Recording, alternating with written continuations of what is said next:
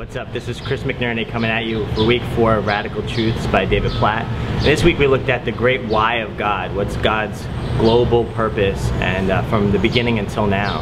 And it was really great. The chapter really focused on two things: that God creates us to enjoy His grace, and secondly, to magnify His image, to glorify Him in all that we do, that He would be glorified first and foremost.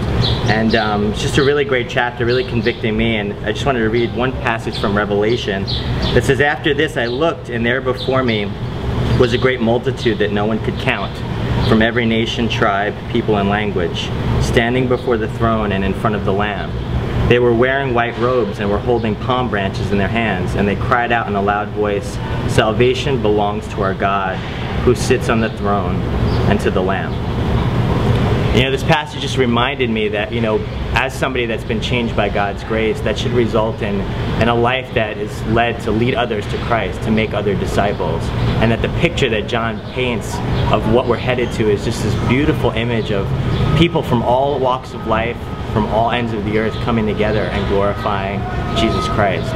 And one of the things that came out of our conversation was really challenging to me is, what does that look like in my daily life? Am I somebody that am really taking each day seriously and trying to think about opportunities to share the gospel and evangelize people who haven't heard the good news?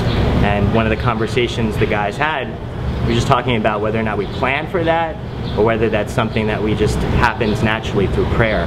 And I think one of the things I was really convicted of is really making time each day to really set aside to share the gospel in a prayerful way. Not just doing it because it's scheduled, but doing it because it's something that comes out of a natural relationship with God. And it's just got something I'm going to be doing this week, and just challenge you guys to think about this chapter, and hope you'll join us next week for week 5 of Radical Truths. Check us out at chiselseason.blogspot.com.